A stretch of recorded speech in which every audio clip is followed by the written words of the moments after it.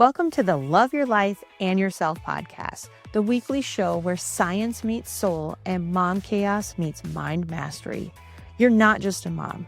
You're a woman with dreams, a career, a body that needs care, and a soul that craves more. This podcast is your permission slip to stop surviving and start thriving in motherhood, health, career, and stress resilience. I'm your host, Dr. Ashley Rath, and every week we bring you actionable insights and transformative conversations to help you create a life you truly love. From evidence-based wellness strategies to authentic self-discovery, we'll explore what it takes to thrive through expert interviews and real unfiltered stories. Let's dive into today's episode. Today, you guys are in for a treat. We have Hunter Clarke Fields. She is a dynamic, engaging speaker who captivates audiences on TV and in front of thousands worldwide. She has sold over 750,000 books worldwide and has over 4 million podcast downloads herself. With over 2 decades of meditation experience, Hunter has taught mindfulness to thousands, empowering parents, individuals globally, and her expertise has been featured on major platforms like NBC, Fox, The Huffington Post, and so much more. She has her own podcast, the Mindful Mama podcast, and has books as well. Welcome, Hunter. Thank you. I'm happy to be here. Thanks, Ashley. I'm so glad. I was listening to one of your podcasts on my way to work to kind of refresh my information download. But for those of us that maybe are just being introduced to you, kind of tell us how you got to where you are, who you are, how you got to the mindful communication and mindful parenting. You have, Raising Good Humans book. Where did you start and how did you get to where you are? Well, I was more or less just being a mom to my kids. I had decided to stay home to have my first child, and I'd been a teacher and a painter before then. And anyway, all the work I do with Raising Good Humans and the mindful parenting course and the teacher training, all that stuff, it comes from where I was struggling, where I was failing, where I was really having a hard time. My temper came out when she was like 18 months old, to, started talking back. She's a highly sensitive kiddo, always has been.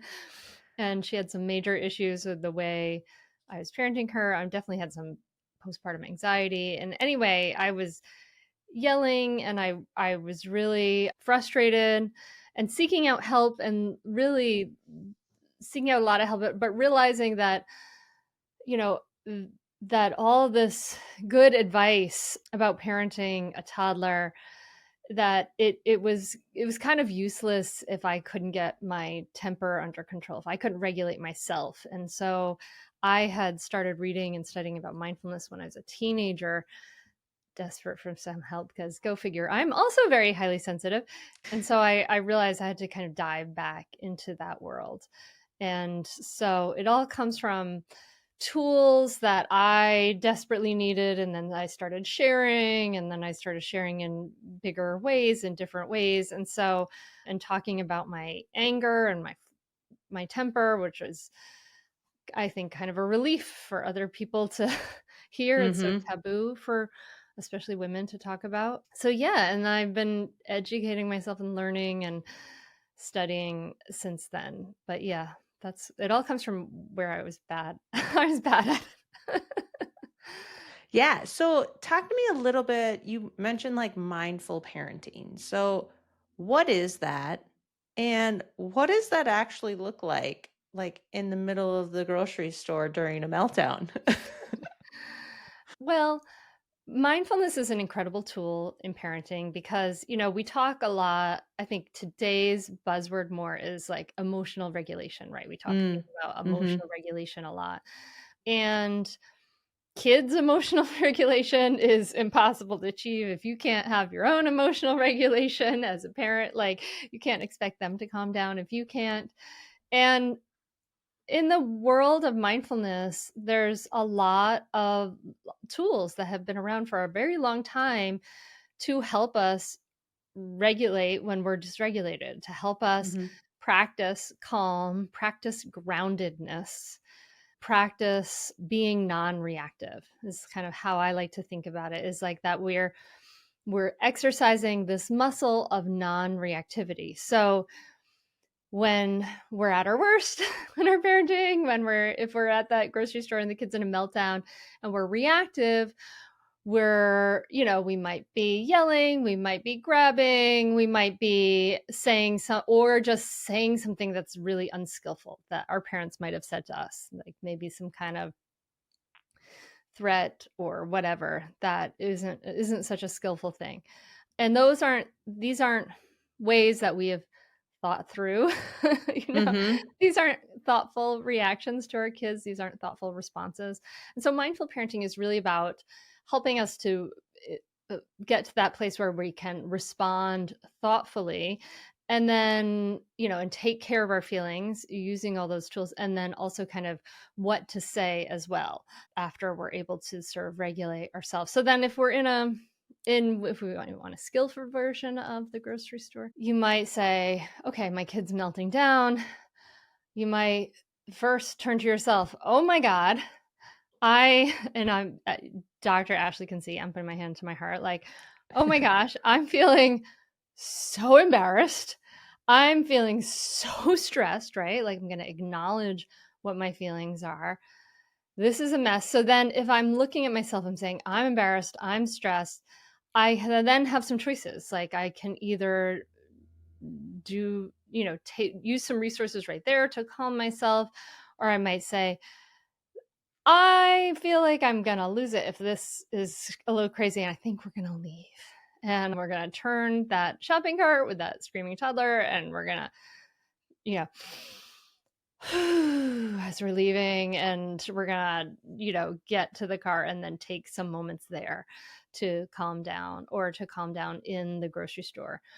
It may be, somebody is practicing these things and doesn't have such a skillful reaction, maybe does say something unskillful at the grocery store, but then realizes it maybe a little more quickly than they would have in their earlier timeline, and says, oh my goodness, whew, that was such a stressful moment. You know what? I want to do a do-over.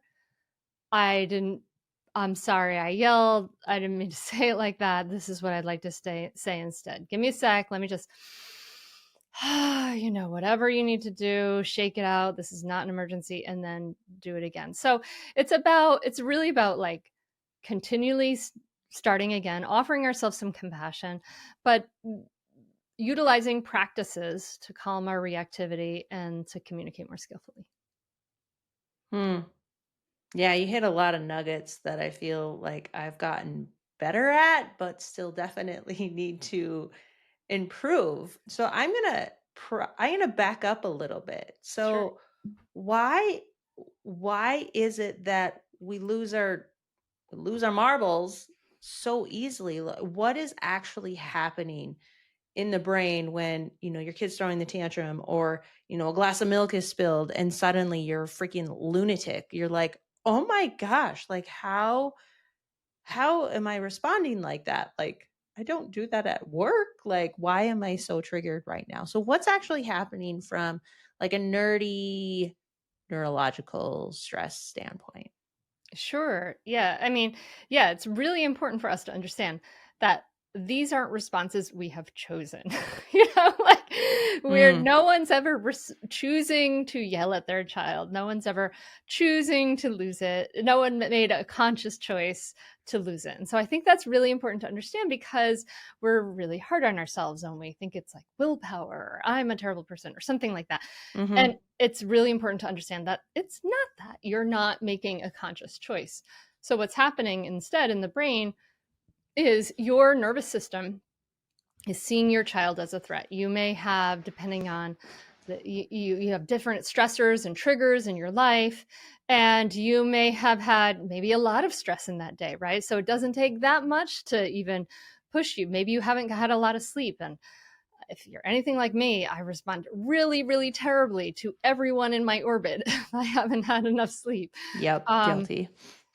yeah, maybe, you're not taking care of yourself in different ways because of life circumstances, right? So there are things that can increase our nervous system's ability to kind of tip into its reactive fight, flight, or freeze stress response, right? Where we may become more aggressive and things like that. Or there can be things that are, so there could be stressors like hunger and sleep and just life stress, etc. Kids are loud and messy and frustrating. Their behavior is really very frustrating. And but there are also things that are triggers that maybe, we want to be aware of, could be from our childhood. Like you mentioned, milk spill. That there was a person in mindful parenting, and when her toddler spilled her stuff on the floor, it produces very outsized reaction from her. It Mm. really drove her bonkers. And we do the work to kind of explore that, what is that?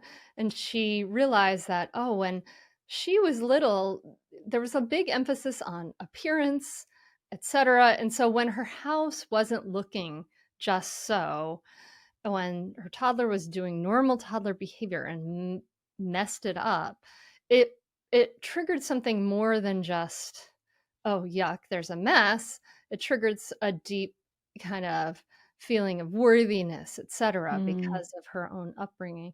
So it can be as simple as, I'm hungry. It can be as deep as something from my childhood, but it really helps to understand that. And then you wanted to get nerdy into the, what is happening in those moments.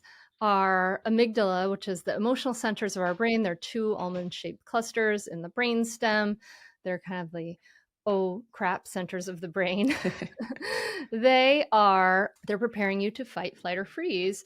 So what they are literally doing is they're kind of bypassing the prefrontal cortex area of our brain, which is behind our forehead, which is responsible for impulse control, creativity, verbal ability, problem solving, right? Like these are all the things we want to be able to Mm-hmm. parent effectively. But the amygdala is perceiving a threat. And so in order to keep us safe from a threat, you want to have quick reactions. This is the part of the brain we're very grateful for when we just reach out our hand and pull our kid back from the street. But it's also part of the brain that makes it so that you actually can't access the thoughtful, slower part of your brain in that moment.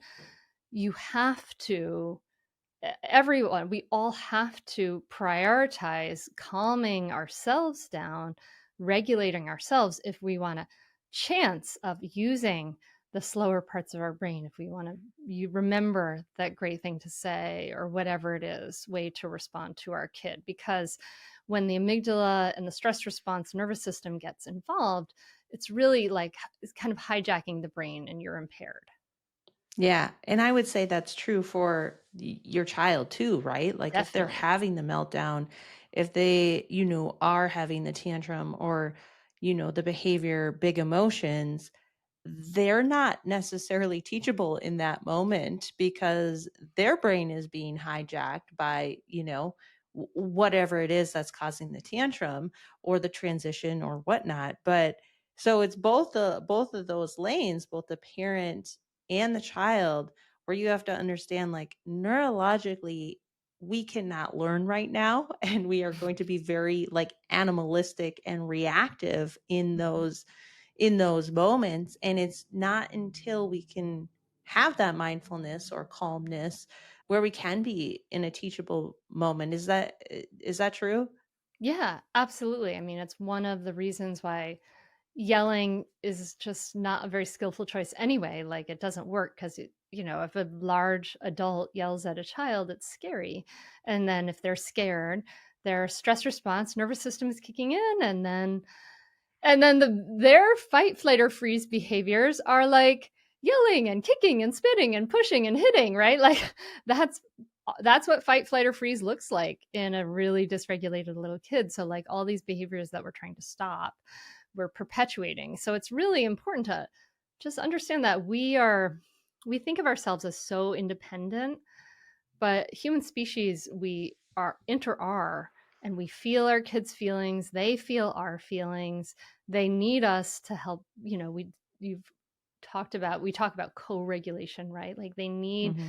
to be able to borrow our calm. So that's another reason why practicing to, prioritize taking care of ourselves, prioritize taking care of our nervous system, to prioritize stopping maybe a few times a day and just taking a breath and pausing, that becomes the best thing you can do for your kid, for their nervous system and yours.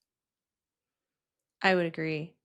And then I'm going to play devil's advocate Mm-hmm. of some people think that like mindful parenting is too soft. It's like letting your kids run the house. Like if I don't, and and not in like an abusive way, right? Like we're I feel like these parents are good parents, but what do you say, or I should say they have good intention, like they're Mm-hmm. loving, overall kind people, but they're like, sometimes my kid, like for the most part, maybe I don't yell, but occasionally it's like I raise my voice.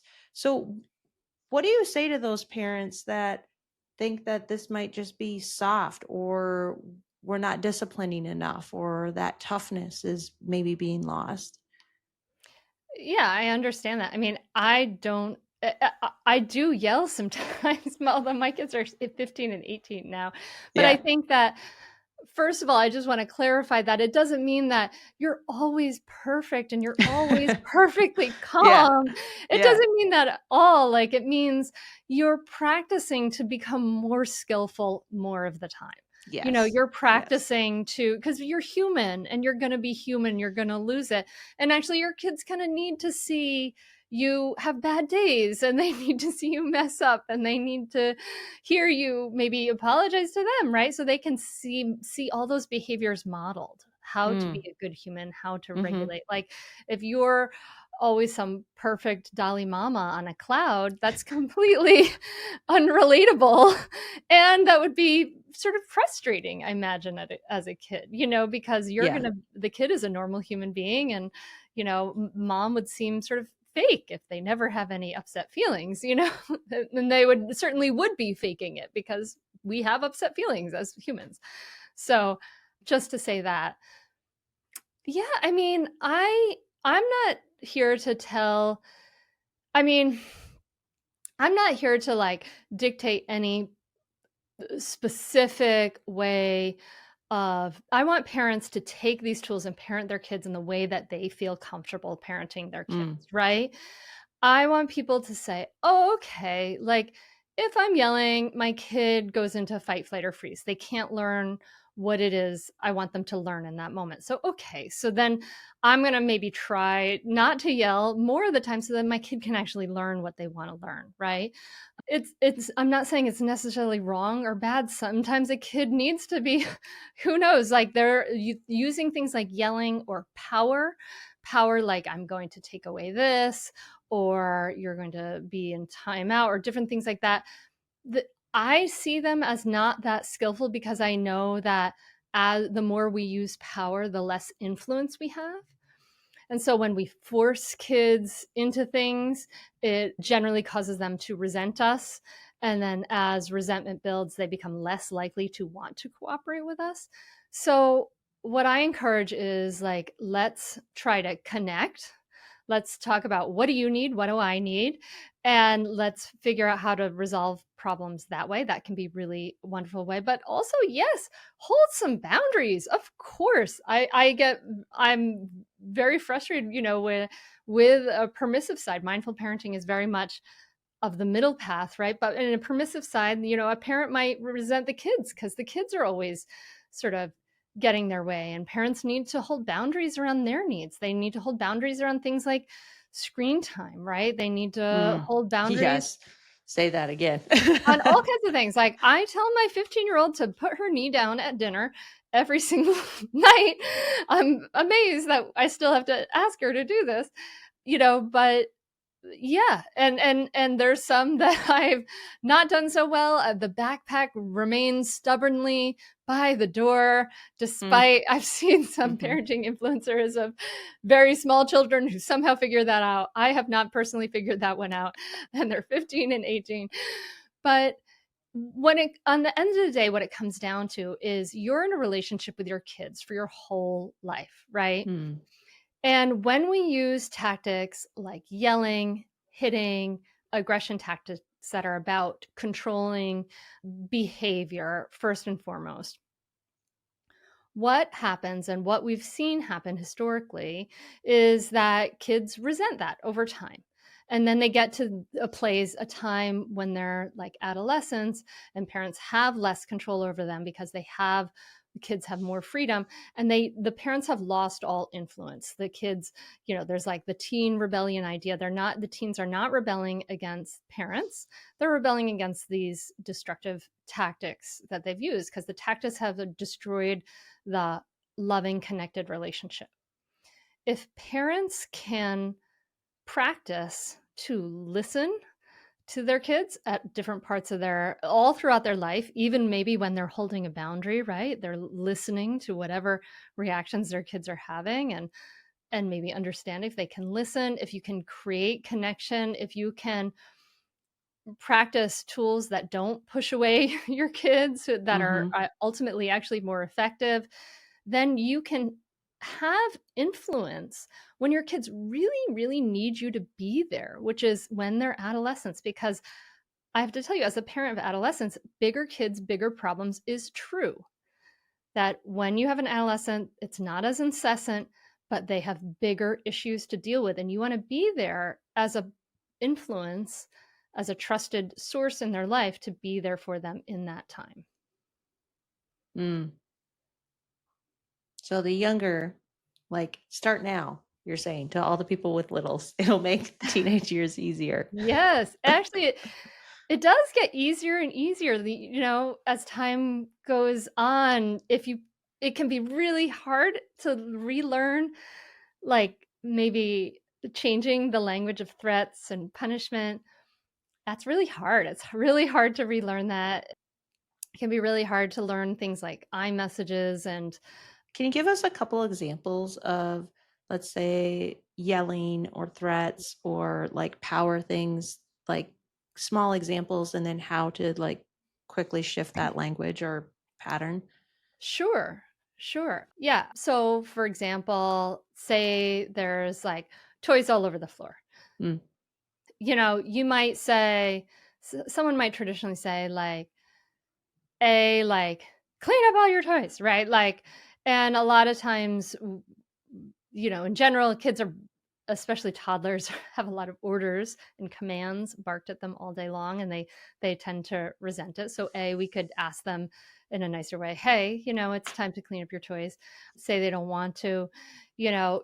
In a traditional paradigm, a parent might say something like, if you don't clean up all your toys, you're going to lose your screen time.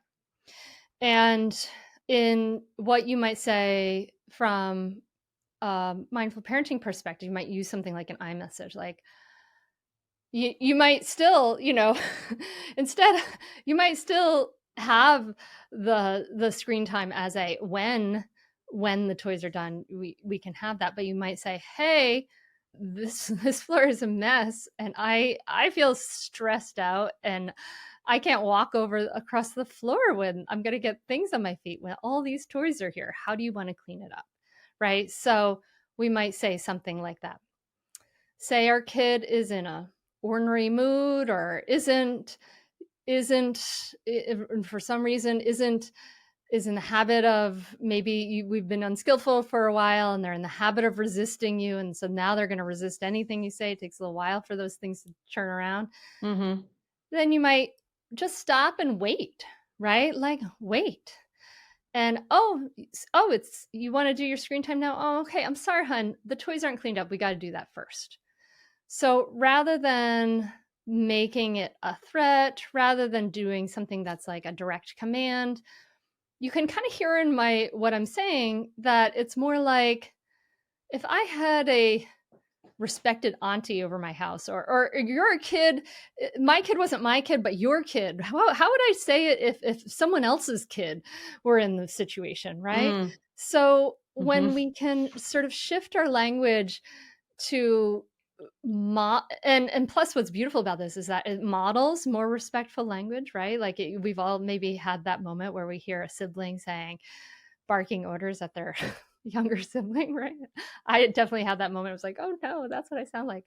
And that's paired with so that's paired with, so basically when I have a problem or I have a boundary, like there's a mess in the living room, I'm going to tell my kid how this makes me feel and how it affects me. And Mm, because our relationship is pretty close, they're going to care that that affects me. If this is a problem that is ongoing because toys are hard to clean up and we have a lot of toys, I might say, okay, then I might do some other steps like this is obviously too much for my kid. What can my kid put away by themselves in 5 minutes? I'm going to, make a toy closet and put 70% of these toys in that toy closet and just have some out that my kid can clean up by themselves, and then I can switch them in and out, and then they feel like new toys every time. So I'm going to simplify my environment to make it easier for my kid to be able to be a contributing member of the family too. mm. I love that. Yeah. I feel like I go in spurts and it comes back to me all the time of how our conversation started of like when I am fueled, when my cup Mm-hmm. is full, I can parent better. I have more patience, I have more critical thinking, I'm firing in my prefrontal cortex. I can, start to like my communication's better because I'm not so snappy. I'm not in a survival mode myself. And so Yes. I love that conversation where we started and kind of going full circle of it's got to start with you, which I think is really hard Mm-hmm. for a lot of moms because I think it's generational. I think like we always were just showed like you get everything else done and if there's time left for you then work on yourself. But there's this shift of like how self-care is not selfish. It's actually a form of leadership, in my opinion, Mm-hmm. and I like that. how we teach our kids that. And so, going back to yourself and a mother's, because that's typically who's listening, or fathers, it applies to both of us. But how much do you think as a parent is just repeating the crap that we picked up from our childhoods, and not just crap, like, right? I have Good incredible stuff too. parents that I love Yeah. and they have showered me with so much that I've learned, but every generation wants to do better, right? So are most of us just running on old software if we're not being diligent about it? I mean, we're running on old software and sort of we're swimming in the sea of our culture, right? Mm, So, what are parents around you doing? What do you hear said in the playground? All those different things. Those are, you know, going back to the idea of like toddlers hear orders and commands a million times a day. Put on your shoes, take off your shoes, get in the car, get out of the car, put your shirt on, take your shirt off, all of these things. These are things that, yeah, was our childhood and also what is the culture around us that we're seeing. Yeah, there's no very, very few people take classes in parenting. And it is one of those things where we're like, I don't know, we take classes to learn how to drive and for tennis, but we don't do it for parenting, and we are just kind of often repeating patterns. I was at I remember like walking behind some young dad and his toddlers in a wagon. He said, "Oh, if you hit your brother, I'm gonna bop you one," or something. And I was like, "Oh yeah, that's definitely what his parents said to him." It wasn't like mm-hmm. thought out about that. Yeah, there is a lot of repetition, and it's hard to change old patterns, but we do have neuroplasticity. I mean, that's like the good news is that what we practice grows stronger. You may have practiced not taking care of yourself for however many years, right? Or may not that not being a priority. But this is a tough job. You need to be you need to be ready and resourced to be a parent of children, to be able to model what you want them to learn. So maybe it's time to practice something new so that you can show them that life doesn't end when they have children, right? You don't want them to get that message inadvertently and think, oh, I don't want to do that. And yeah, and I think that us showing up for them, like, it may feel weird, to say, okay, I'm going by myself to take a walk, right? Uh-huh. I'm leaving my phone at home and I'm going for a walk. And it may feel strange or indulgent to do that, but that's and if you can come back refreshed and present. I One of my teachers, and I've studied his work for a very long time, was the Zen master Thich Nhat Hanh, and he has this beautiful quote, and he says that when you love someone, the best thing you can offer them is your presence. How Mm. can you love if you are not there? How can Mm. you love if you are not there? Right? And we're That kind of hits often, hard, especially with our phones, because you can physically be there, mm-hmm, but you're not present. Like you're not there. no, you're not there. No. And so, yeah, I mean, I think that's the best gift we can give our kids, is to be able to be there, to be able to really see them, to really hear them. It goes by really quick. Now that I have an 18-year-old, I'm like, wait, wasn't she just 8? What happened? She's going to college. And it's like, yeah, how can you love if you are not there? I think it helps you in so many ways, but also for that reason, to just be present for your kids. Mm. Do you see, that go like when we're talking about presence and technology, Mm. whatever the screen it is, talk to me about your work in that, like, or your teachings or your thoughts about that. It's interesting because I just came yesterday. I was a moderator at a talk that Meta put on about social media, and for with Dr. Karen Anderson and the Meta head of safety. So I've just been thinking about this, but Wow, that's incredible. they yeah, it was funny though, because they're like, oh, you can post obviously like at this event, and I was like, oh, I would have to put Instagram back on my phone to be able to do that, because I don't have it on my phone, or I haven't this recently, because it's interesting because I think it really creeps up on you. Mm. Mm-hmm. You know, uh, these things we were talking about for teens and adolescents. I mean, I was kind of thinking like, gosh, we should have that for parents, right? Like they were talking about a time limit for the teen accounts. Let's say if you've been on for an hour, that that it's gonna pop up and tell you about it. I thought, my gosh, definitely adults need that. This technology scares me a little. It's really obviously here to stay, but I see people in my community who are lonely, who are less connected. I see like dads in my community who aren't going out, who don't have friends, and it's terrible for people. It's really, we are the most social primate species that ever existed on Earth. And Mm-hmm. we need to be connected to each other, right? Like it fills us up enormously to be in community. So, yeah, I noticed it creeping up more and more in my own life. So, actually, I'd been talking with my daughter, my 18-year-old, my husband about it, and thinking, oh my God, I might just get a dumb phone and blah blah blah. And she sat down and she was like, Mom, give me your phone. And she went through and she deleted the New York Times, and she deleted Instagram, she deleted Facebook, she deleted all these apps off my phone. And that week was a little sort of uncomfortable. Mm. And then after that, I was like, "Oh, yeah, I don't have to just reach for this thing."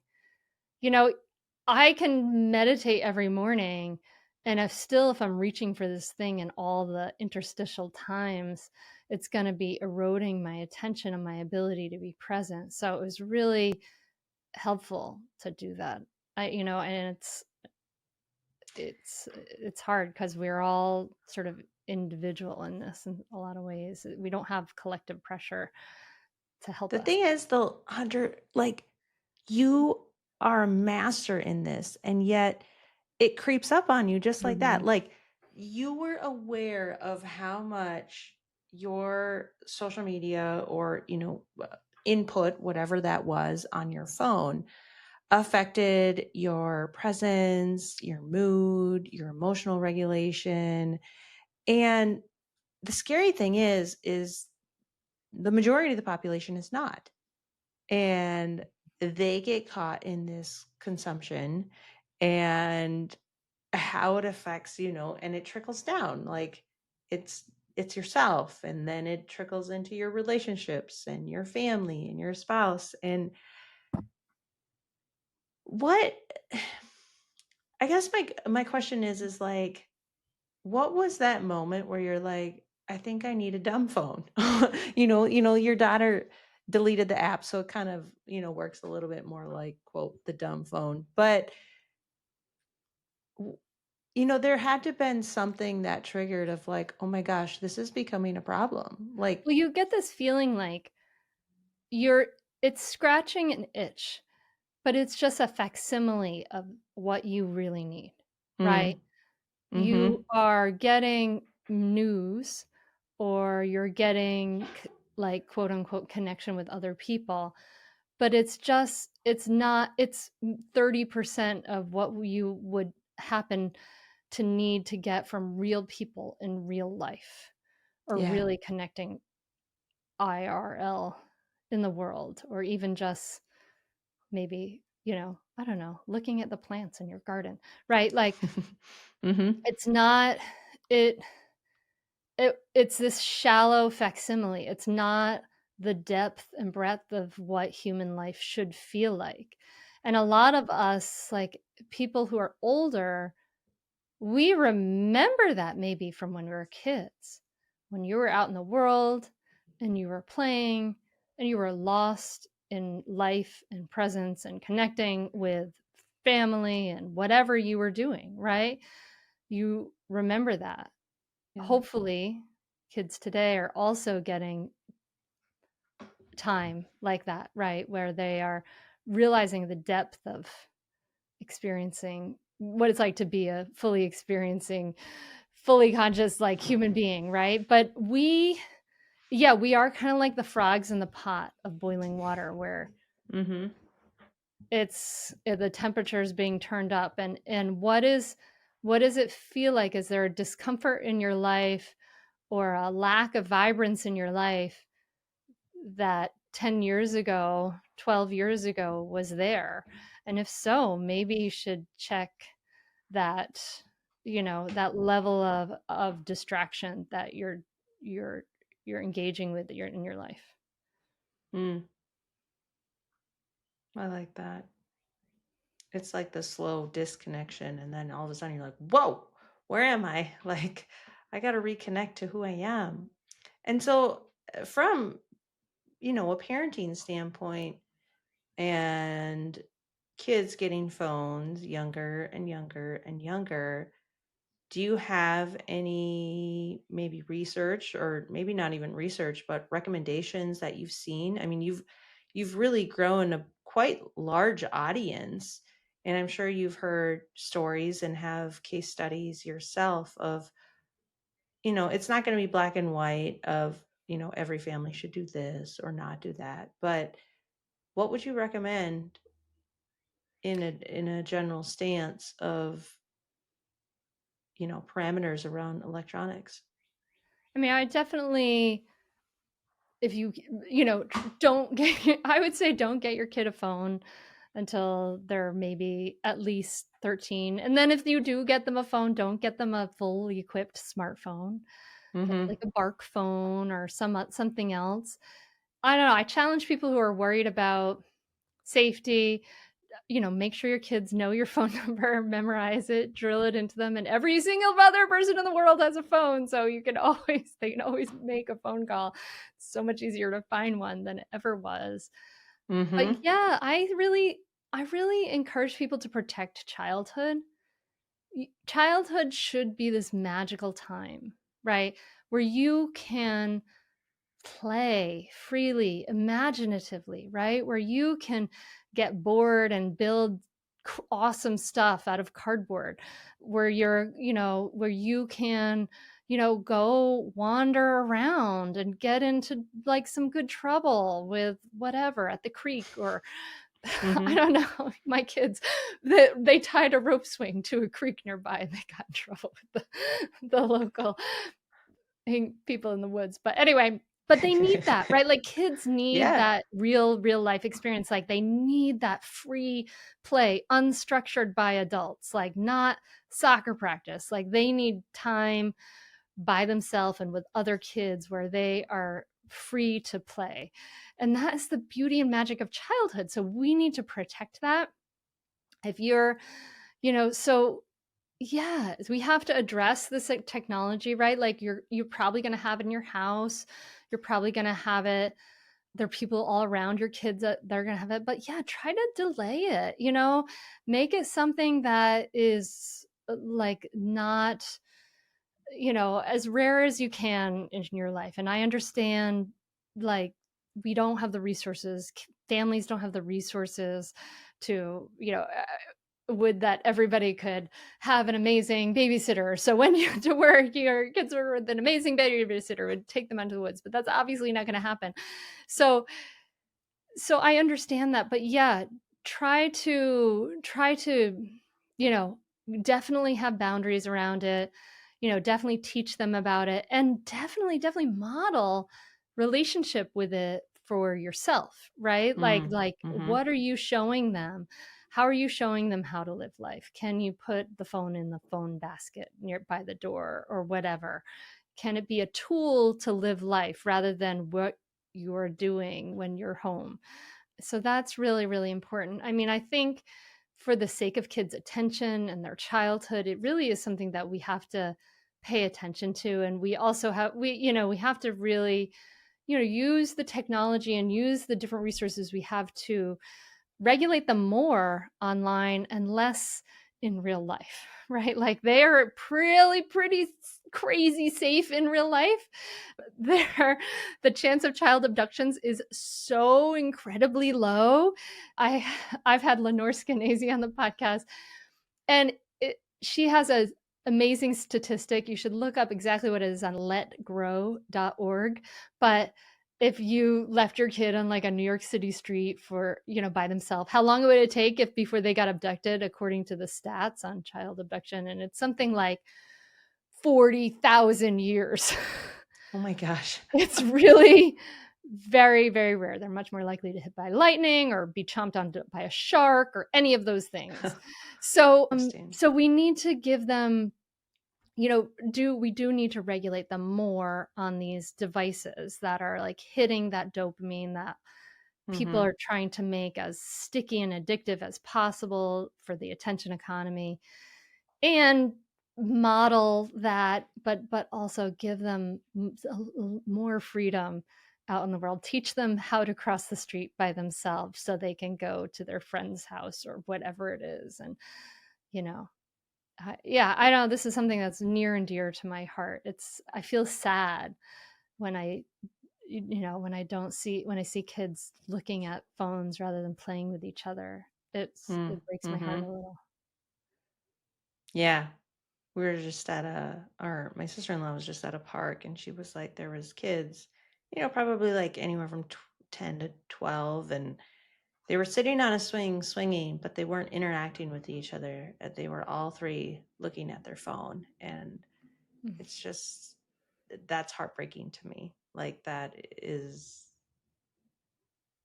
yeah. Yeah, that is heartbreaking because we need to do it together, right? We need Yeah. to like Mm-hmm. talk to the other parents in our grade when our Mm-hmm. kids are in 4th grade and say, hey, let's all wait until 9th grade before we give our kids phones, right? So they can actually talk to each other. Yeah. Because I think most parents want that. Like most parents don't want their kids on screens all the time, but then you have social pressure when one kid gets a phone and then the other kid gets a phone and you're like, well, I don't want my kid to be the only person without a phone. And so there's definitely a social pressure Yeah. there too. Yeah. But yeah, it's a interesting world. I'm not quite there yet. My oldest is, as we speak, he'll be 8 soon, but I'm getting closer and closer. Yeah. Yeah. So maybe this is the time where you're like, hey, everybody in the class, Yeah. like we should all band together and try not to give our kids phones until 9th grade. What do you think about it? And these are the reasons why. Oh my gosh. My heart is like pounding fast thinking about that to I send know it's out to the whole scary. class, but I'm like, I'm going to. That'll be like a good Mm, challenge for me because I know a lot of the parents in his class already and they're wonderful parents. And yeah, I'm going to do that. That'll be a challenge for me. But it'll be a good one. It'll be a good one. good. Yes. Do it. Do it, Ashley. I love it. Okay, so you have a couple books, you have courses. What Give me some nuggets out of there and where we can find them. Sure. Well, podcast listeners, you can listen to the Mindful Mama podcast. It's been going for over 10 years. So we have a lot there if you want some episodes. Holy moly. You were podcasting before podcasting was cool. Yeah. Yeah. We actually have a personalized playlist quiz. So you can go to mindfulmamamentor.com/quiz and you'll to see what you're interested in. We'll give you like your top 5 recommended Oh, episodes. that's So, kind of cool. because it's a lot of episodes, we know that. So you can do that. And Raising Good Humans every day are found everywhere books are sold. And I do the mindful parenting teacher training and I come speak at schools and companies and things like that. So come fly me to Montana. That'll be fun. I love it. I love it. Well, thank you so much, Hunter, for joining us. All of that information will be here in the show notes on the podcast. And I know I definitely had some takeaways, and I know the audience will too. But thank you so much for your expertise. I really enjoyed our conversation, and it was a pleasure having you on the podcast. Thank you so much. I really appreciate it. It's been really a pleasure too. Thank you. Thanks for tuning in to Love Your Life and Yourself. I hope today's episode gave you one more tool or one more truth to help you thrive in your health, happiness, and resilience. Remember, loving yourself isn't selfish, it's leadership. And it's the foundation for building a life that actually feels like yours. If this spoke to you, hit that follow button, leave a review, and send it to a friend who needs to hear it. And if you want to dive even deeper, grab a copy of my #1 best-selling book, Love Your Life and Yourself. It's the heart behind this podcast, and it's helped thousands of women step into a life they actually love. You can find it at drashleyrath.com or through the link in the show notes. Until next time, take care of you and keep choosing to love your life and yourself.